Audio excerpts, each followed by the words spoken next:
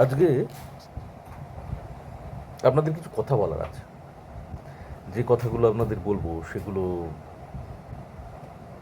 হলো, 1 নম্বর, যে আমার গতকালের যে ভিডিও, সেই ভিডিওটা দিতে অনেক আগে দেওয়ার কথা ছিল, প্রায় 2 দিন আগে।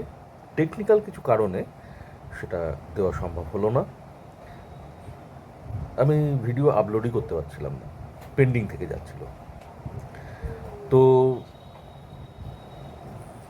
তারপর কালকে প্রসেসিংটা ঠিকঠাক মতো হওয়ায় ভিডিওটা আপলোড হয়েছে এবং তাতে আমি বেশ অনেকটা শান্তি পেয়েছি। আসলে নতুন চ্যানেল আমার, আমি তো ধরতেই পারি না কোথায় কি ভুল হয়ে যাচ্ছে। তো সেই ভুলটুকু এড়িয়ে আপনাদের কাছে পৌঁছতে চেষ্টা করি, কিন্তু হয়ে ওঠে না। জানি না আজও আপনাদের কাছে এই ভিডিও আপলোড করতে দেরি না হয়ে যায়। তো যাই হোক, আজ আবার আমি এলাম আপনাদের সঙ্গে। আজকে এখন যেভাবে সকাল শুরু করেছি সেটা হলো ছেলের স্কুলের কিছু কাজ, কর্মপত্র দিয়েছে এই গরম ছুটিতে। আমার ছেলে কাচু ঔরব, ও তারকেশ্বর বিদ্যা মন্দিরে পড়ে। তো স্কুলের সিস্টেম খুব ভালো।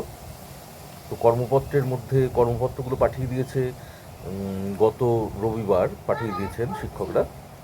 তো সেই কাজ চলছে, হাতের লেখার কিছু কাজ আছে, কিছু প্রজেক্ট আছে, সব মিলিয়ে ও খুব ব্যস্ত গরমের ছুটিতে। গরমের ছুটি বলে সম্পূর্ণ ছুটি কাটাচ্ছে না, তবে ভাইয়ের সঙ্গে খেলছে প্রচুর।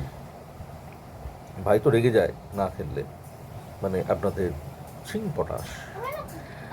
তো যাই হোক, আজকে আমি ওকে নিয়ে বসেছি। আমি ওকে মূলত অঙ্ক আর ইংলিশটা দেখিয়ে দিই।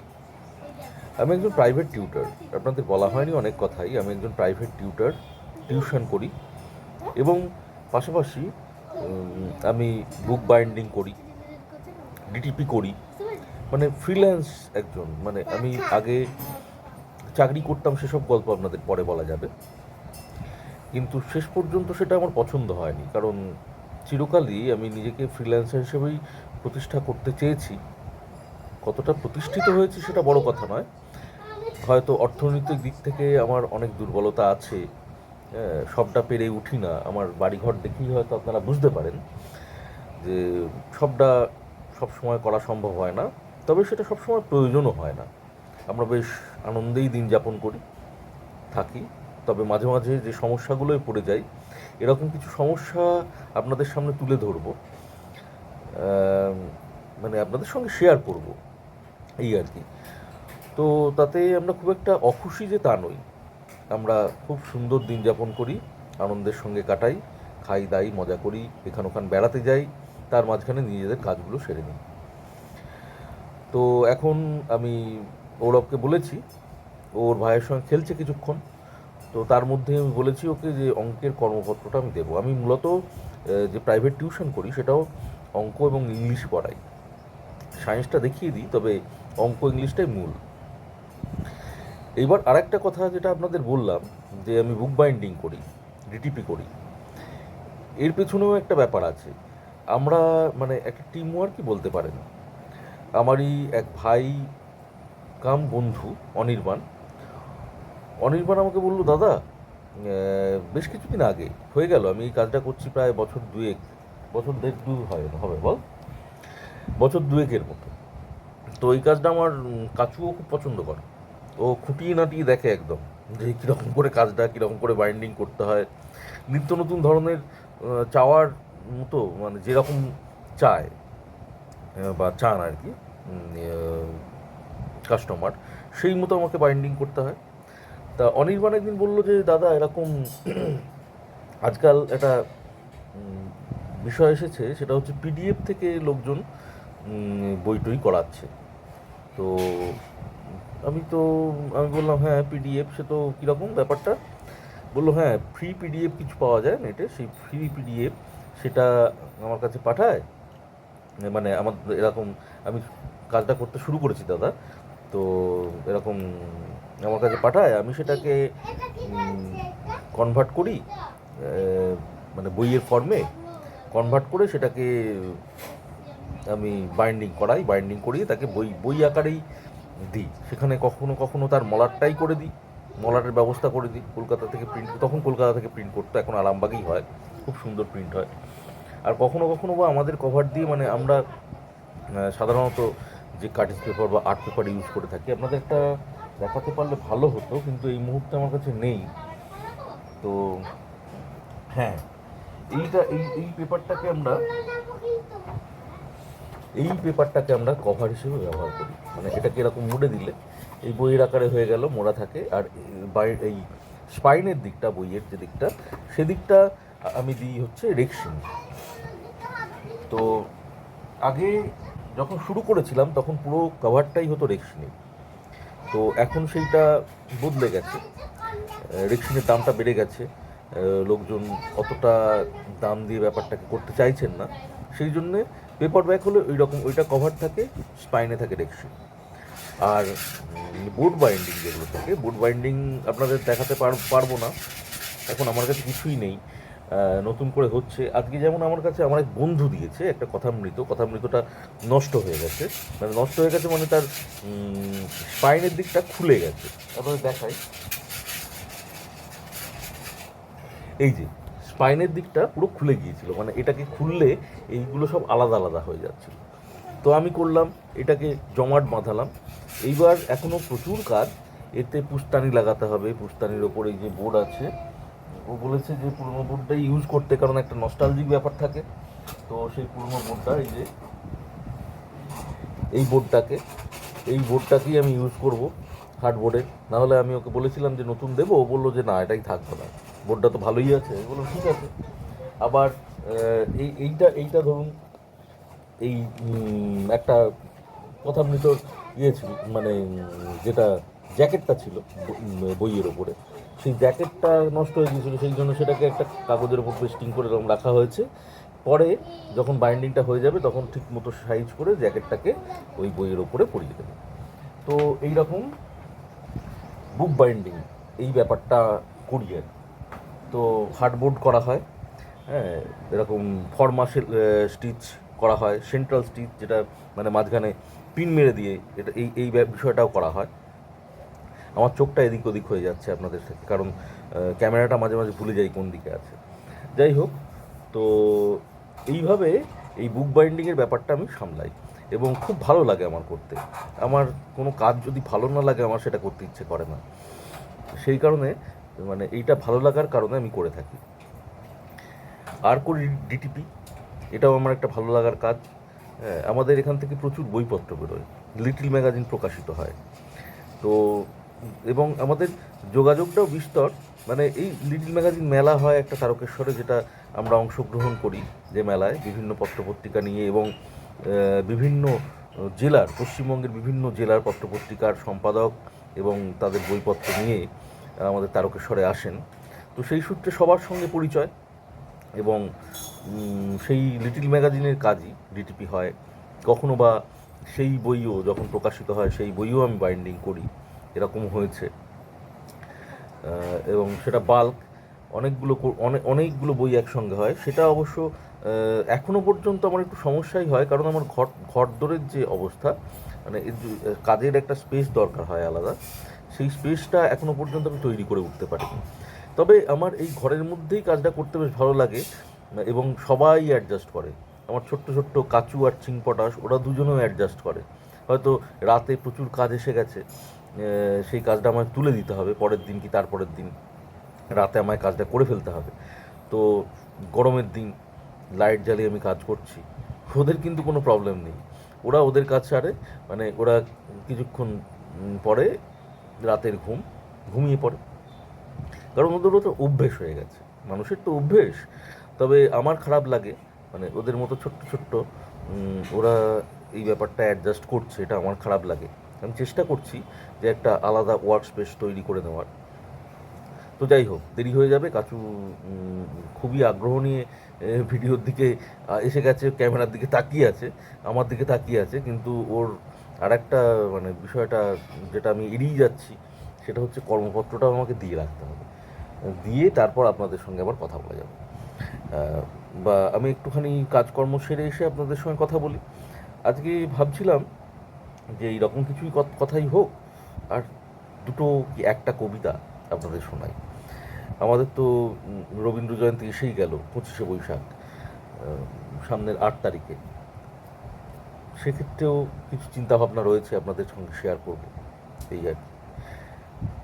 তো এখন একটু রাখছি না, আপনাদের সামনেই কিছু কর্মপত্রের কিছু কাজ ওকে দিতে থাকি একটু। এই হচ্ছে ওর খাতা, হোয়াটসঅ্যাপে কাজগুলো এসেছে, সেই খাতায় হোয়াটসঅ্যাপে থেকে খাতায় ঢুকে দিতে হবে, ও কাজটা করে দেবে। ও অঙ্ক করতে খুব ভালোবাসে, ওকে সর্বদাই শেখাই যে নতুন নতুন করে কীভাবে সমস্ত ব্যাপারটাকে সুন্দর করে দেওয়া যায়। ও আঁকাও শেখে না কোথাও, কিন্তু আঁকে। এবং আমি বলি কোনোটা ভালো হলে বলি ভালো হয়েছে, খারাপ হলে বলি হয়নি কাচু, এখানটা রং দিতে হবে। ও সেই মতো কখনো কখনো রং দেয়, আবার কখনো কখনো দেয় না। ও নিজের মতোই আঁকাটাকে রাখে, নিজের মতো সুন্দর করে। এইভাবেই চলে আর কি। আর ছিংপটাশ, সে তো মাঝে মাঝেই ওয়াটার কালার খাতাপত্র নিয়ে বসে পড়ে। সে আবার প্যাস্টেলও ধরে, তবে ওয়াটার কালারটা বেশি পছন্দ করে। আপনারা ভাববেন না যেন যে সে মানে আমার ছেলের জন্য আমি বলছি, কিন্তু ব্যাপারটা এটাই, ও ওয়াটার কালার বেশি পছন্দ করে। এবং অবাক ব্যাপার যে ও সত্যি ওয়াটার কালারটা সুন্দর করে। ও অদ্ভুত অদ্ভুত সব কালার ইউজ করে, কিছুই নয় মানে ওই ছিংপটাশ এসে গেছে আবার। হ্যাঁ, মানে সে আঁকার কোনো বিষয় ওর মতো করে গুছিয়ে নেয় বিষয়টাকে, আর কতগুলো কালার প্যাচ দেয়। যে প্যাচগুলো আমার দারুণ লাগে, আপনাদের শেয়ার করব পরে। সব তো একদিনে সম্ভব হয় না।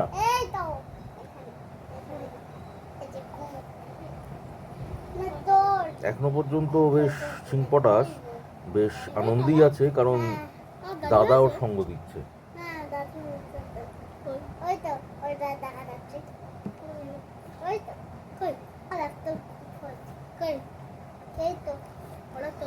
এখন বলছে দাদার গোপ হয়েছে নাকি, দাঁড়িয়ে হয়েছে বলছে। চোখ পর্যন্ত গোপ হয়েছে। যাই হোক,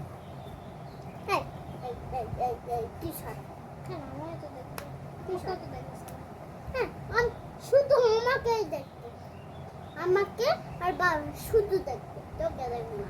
তুই একটা বাজে ছেলে। ঠিকই কথা। তুই তো বাজে ছেলে, আমার মারিস। তারপরে তুই তোর অনেক দাঁড়িয়ে আছে, গলায় দাঁড়িয়ে আছে, কানে দাঁড়িয়ে আছে, মাথায় দাঁড়িয়ে হয়েছে, কত কিছুতে দাঁড়িয়ে আছে, হাতে দাঁড়িয়ে হয়েছে, মাথায় দাঁড়িয়ে হয়েছে। ছিংপটাশ মাঝে মাঝে খুব বদমাইশি করে, খুব বকুনিও খায়। তবে ছিংপটাশ যখন রেগে যায় তখন তাকে থামানো খুব সমস্যা হয়ে পড়ে। প্রচণ্ড রেগে প্রচণ্ড চিৎকার করে, বিশ্বলোচন শর্মার মতো।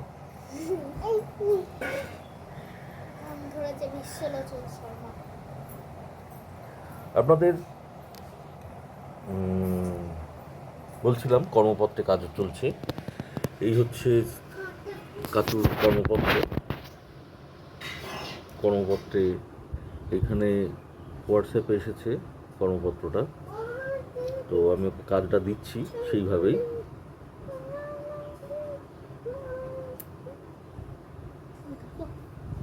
ওদের স্কুলের এই সব কাজকর্ম মানে যেগুলো দেয় বা যা করে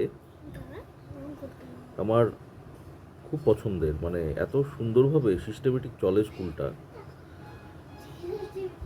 অন্যদের মতো প্রথমে আমারও মনে হয়েছিল আমার ছেলেটা ইংলিশ মিডিয়ামে পড়বে, একটা ইংলিশ মিডিয়ামে পড়ানোর ব্যবস্থা করছিলাম। তো পরে পড়াতে গিয়ে বুঝলাম আমি তো টিউশন করি, ও বেশ ভালো আছে, অনেক ভালো আছে, এবং অনেক ভালো নিজের মতো করে নিজের মনের মতো করে ব্যাপারটা মানে শিখতে পারছে, যেটা শেখা বা জানা সেই জায়গাটা। না হলে আমি বিপদই করতাম। হ্যাঁ, মানে ওর ওপর চাপিয়ে দেওয়া হতো, সেই চাপিয়ে দিতে আমি চাইনি, কিন্তু চেয়েছিলাম ও একটু ইংলিশটা ভালো করে জানুক, ও একটু অঙ্কটা শিখুক, বাইরের জগৎটাকে জানুক। তো সেটা ওর কোনো অসুবিধে নয়। ও ছোটো থেকেই আমাদের সঙ্গে আমরা যেখানে বেরিয়েছি ও বেরিয়েছে। সিংপটাশ সিংপটাশও এখন বেরোয়। সিংপটাশ আসলে যখন এসেছে, ভূমিষ্ঠ হয়েছে, পৃথিবীতে যখন এসেছে আমাদের কাছে, তখন কোভিডের সময়। ফলে সেই সময়টা মানে কাচু যেমন জন্মের পর থেকেই হরদম বেরিয়েছে আমার সঙ্গে, দিনের পর দিন ভোরবেলা সাইকেল নিয়ে বেরিয়ে পড়েছি, সাইকেলে বেরোনো হয়েছে। হ্যাঁ, যেখানে গেছি সেখানে নিয়ে গেছি। তো সেইটা চিংপটাশ ছোট্ট থেকে পায়নি, এখন পাচ্ছে, এখন যাচ্ছে। ও ইনফ্যাক্ট ও সাইকেলে যেতে ভয় পেত, হ্যাঁ, যে কোনো মুভমেন্টে ভয় পেত, কারণ ওর থাকা অভ্যেসটা বাড়িতে ছিল, সেই কারণে মুভমেন্টে একটা ভয় ছিল, মানে টোটোয় চেপেও ভয় পেত। এখন সেসব ভয় কেটে যাচ্ছে আস্তে আস্তে। যাই হোক, কর্মপত্র দিতে থাকি কাচুকে, কাচু করতেও থাকুক, তারপর আপনাদের সঙ্গে আবার কথা বলছি। তো কাচুকে কাজ দেওয়ার পর আবার আপনাদের কাছে চলে এলাম। কাচুকে মানে বেশ খানিকটা অঙ্ক করতে দিয়ে দিলাম, দিয়ে ভাবলাম আপনাদের সঙ্গে দুটো কথা বলি আবার। তো আপনাদের যেটা বলছিলাম, আমার যে প্রফেশন, মানে আমি বুক বাইন্ডিং করি, ডিটিপি করি। বুক বাইন্ডিংয়ের মধ্যে আপনাদের বললাম যে পিডিএফ থেকে বই করি আমরা, এটা একটা আমাদের টিম ওয়ার্ক। অনির্বাণ এখনো পর্যন্ত যেটা ঘটে, অনির্বাণের কাছে কাজ আসে, অনির্বাণ কাজটা সারে, মানে পিডিএফটাকে বই আকারে করে ফেলে, কনভার্ট করার পর সেটা প্রিন্ট আউট দিয়ে আমাকে দিয়ে দেয়, আমার কাছে পাঠিয়ে দেয়, আমি সেটা বাইন্ডিং করি। যেমন মানে কাস্টমার যেমন বলেন, পেপার ব্যাগ, অরিজিনাল কভার, হ্যাঁ, অরিজিনাল কভারের মতো প্রিন্ট করে দেওয়া কভার, বা যেরকম কভার আপনাদের দেখালাম সেই রকম পেপার ব্যাগের সেরকম কভার, হার্ডবোর্ড, যেটা হার্ডবোর্ডটা সাধারণত আমরা এখন যেটা করছি, হার্ডবোর্ডে একটা ক্যানভাস, মানে ওটা ক্যানভাসই বলে সাধারণত দেখি, মানে অন্যান্য জায়গা থেকে অর্ডার পেলে আমি দেখি যে ওটা ক্যানভাস বলে, পুরো কাপড়ে মোড়া থাকে, মানে কাপড় দিয়ে হার্ডবোর্ড বাইন্ডিং করা হয়। এবং আপনাদের দেখাতে পারলে খুব ভালো হতো, কোনো একদিন দেখিয়ে দেবো, এর মধ্যেই আপনাদের হয়তো দেখাতে পারবো। তো সেটা করি। তো এই ধরনের কাজকর্ম যদি আপনাদের মনে হয় যে হ্যাঁ, পিডিএফ থেকে একটা বই করাই, তো দেখি সূর্যেন্দুর সঙ্গে যোগাযোগ যোগাযোগ করতে পারেন, সেটা সাহায্য করতে পারবো। আমরা প্রফেশনালি করে থাকি, কাজ খুব সুন্দর হয়। আপনাদের আজকে কোনো মানে কিছু দেখাতে পারলাম না বলে আমার খারাপ লাগছে, তবে এর মধ্যে কোনো একদিন দেখাবো। তো যাই হোক, সিংপটাশ বদমাইশি করছে যথারীতি, ও দুষ্টুমি এরকম করেই থাকে, এটা খুব কম দুষ্টুমি। ও সারাদিন ধরে ভয়ঙ্কর দাপাদাপি করে, সেই দাপাদাপি আমাদের মেনে নিতে হয়, না হলে ও আবার রেগে গেলে, আপনাদের একটু আগেই বলছিলাম, বাবা থামানো কঠিন হয়ে যায়। যাই হোক, তো এটা আপনাদের বলে রাখলাম। আর আপনাদের বলছিলাম যে আজকেও দুটো কি একটা কবিতা শোনাবো, তো সেই একটা দুটো কবিতা আপনাদের শোনাবো। আসলে ব্যাপারটা আর কিছুই নয়, আমি নিজে কবিতা পড়তে খুব ভালোবাসি, কবিতা ব্যাপারটা আমার খুব ভালো লাগে। হঠাৎই মানে দেখেছিলাম যে কবিতা একটা এমন জিনিস যার মধ্যে অনেক কিছু জড়িয়ে থাকে, প্রতিদিনের দিনযাপন, হ্যাঁ, প্রতিদিনের প্রতিবাদ প্রতিরোধ, সমস্ত কিছু, মানে দিন যাপন, হ্যাঁ। তো প্রতিদিনের দিনযাপন, এই ব্যাপারটা কিন্তু কবিতার মধ্যে থাকে, এবং একটা বিস্তৃত ভাবনা থাকে। যেমন ধরুন, একটা ফাঁকা খোলা জায়গায় আমরা গিয়ে একটু আরাম পাই, কবিতা হচ্ছে সেরকম একটা জায়গা। সেই কারণেই ভালো লাগে। এবং যখন হয়তো প্রতিদিনের দিনযাপনে খুব ডিস্টার্ব থাকি, তখন কবিতার মধ্যে, কবিতার পাতা সামনে খুলে না ধরলেও তার মধ্যে যদি ডুবে যাই, একটা শান্তি পাই, তৃপ্তি পাই। আসলে তো প্রতিদিন আমরা যে কাজকর্ম করি, থেমে থাকি না, তার মধ্যে তৃপ্তিই খুঁজে বেড়াই আমরা। মানে কাজ না করে জড়ভরত হয়ে বসে থাকা, এটা তো আমরা সহ্যই করতে পারি না এই গরমের দিনেও। যখন আবহাওয়া দপ্তর বলছেন যে এই সময়ের পর বেরোবেন না, অকারণে বেরোনোর কোনো প্রয়োজন নেই, সানস্ট্রোক হতে পারে, মৃত্যু পর্যন্ত হতে পারে, তো তখনও রিস্ক নিয়ে মানুষ বেরিয়ে পড়ছে। শুধুমাত্র কিন্তু এই জন্যে না যে ইকোনমিক্যাল ডেভেলপমেন্ট, অর্থনৈতিক উন্নয়ন, মানে তার জীবনের তার যতটুকু প্রয়োজন সেইটুকু সে আর্ন করে নিয়ে চলে আসবে, এই জন্যে নয়। এর মধ্যে তার ভালো লাগা আছে, এর মধ্যে তার কোনো একটা নির্দিষ্ট ভাবনা আছে। প্রত্যেক মানুষ দেখুন না, আমরা প্রত্যেকেই আলাদা আলাদা কাজ বেছে নিই। কেন বাছি? সব তো একরকম হতে পারতো, সবাই সবটা করে ফেলতে পারত। তো এরকম তো করি না, আমরা নিজের নিজের কাজ বেছে নিই, বেছে নিয়ে কাজগুলো করি এবং সেই ভালো লাগার মধ্যে আমরা দিন যাপন করি। তো কবিতাও এরকম কাজের মধ্যে যেরকম তৃপ্তি পাওয়া যায়, কবিতাও আমাকে সেই রকমই একটা তৃপ্তি দেয়। এটাও আমার মনে হয় একটা কাজের মধ্যেই পড়ে। বহুদিন হয়তো কবিতা না পড়ে থেকে গেছি, কবিতার বইয়ের একটাও পাতা উল্টায়নি, কিন্তু ভেতরে কবিতা রয়েই যায়।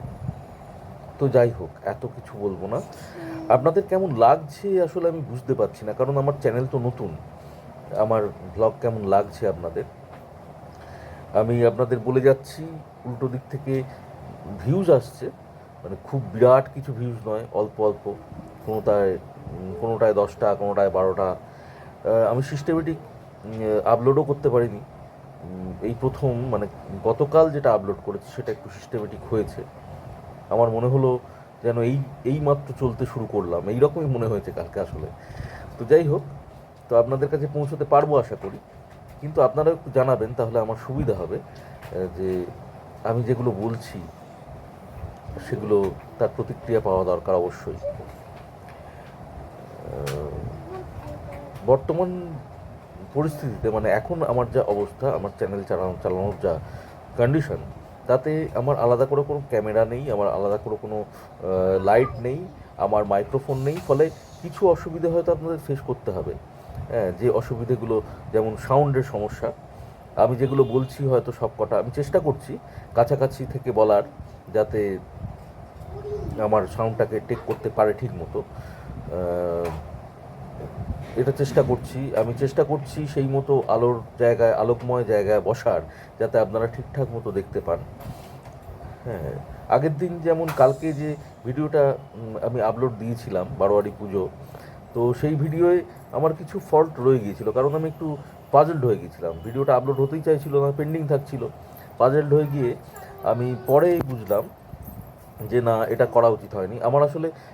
আমি দেখেছেন, আমি বারোয়ারি পুজোর রাতটা দিয়েছি পরে, তার আগে ছেলের জন্মদিনের সামান্য অংশ, সামনের দিকের যে বেলুন ফোলানো বা ওদের সঙ্গে কথা বলা, ওদের কিছু কথা শোনা। আমার উচিত ছিল বারোয়ারি পুজোর অংশটাকে আগে দিয়ে তারপর, কারণ বারোয়ারি পুজোর অংশটা ছিল আগের দিন রাতে, তারপরের দিন জন্মদিন। তো সেই জায়গাটা আমি ভুলেই গিয়েছিলাম। এটা মানে আগে পেছনও হয়ে গেছে, এইটা হয়তো আপনাদের রিলেট করতে একটু অসুবিধে হতেও পারে। তো এই ধরনের কিছু সমস্যা থেকে যাচ্ছে, এগুলো মানে এটা হয়েছে কালকে এই এডিটিংয়ের কাজটা একটু পাজেলড হয়ে গিয়েই ব্যাপারটা ঘটে গেছে। আর সামনের যে অংশে আমি একটা লেখা দিয়েছিলাম, আগের দিন আপলোড হয়নি বলে আমি ভেবেছিলাম পরের দিনটা হয়ে যাবে, ওই জন্য দিয়েছিলাম যে গতকাল আপনাদের কাছে আপলোড দেওয়ার কথা ছিল, করার কথা ছিল, কিন্তু আমি আসতে পারিনি, মার্জনা করবেন।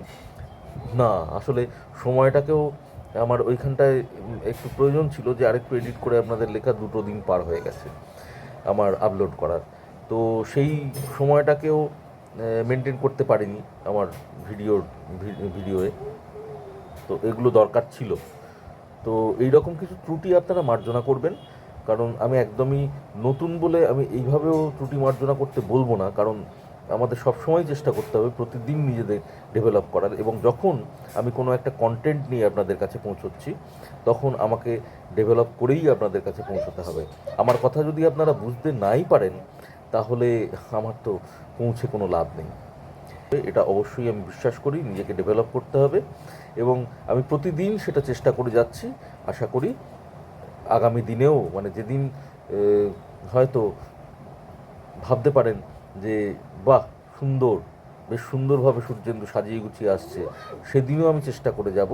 আমি প্রতিদিন শেষ পর্যন্ত যতদিন আমি থাকবো আমার চ্যানেল নিয়ে, ততদিন আমার চেষ্টা থাকবে আমি নতুনভাবে নিজেকে ডেভেলপ করব। আজ রঞ্জন আচার্যর আত্মার ট্রিগার বইটি থেকে একটি কবিতা শোনাবো আপনাদের। কবিতাটির নাম সময়। চটকাতে চটকাতে আমার এই ৩৭ বছরের জীবন তেঁতো করে দিয়েছ। মায়া মমতাহীন এই জীবন এবার ছুঁড়ে মারবো তোমাকে। দাঁড়িয়ে রয়েছি, ভেতরে পাক খাচ্ছে অস্থিরতা। ফাঁকা একটা মিনি পেলেই লাফ মেরে উঠে পড়ব।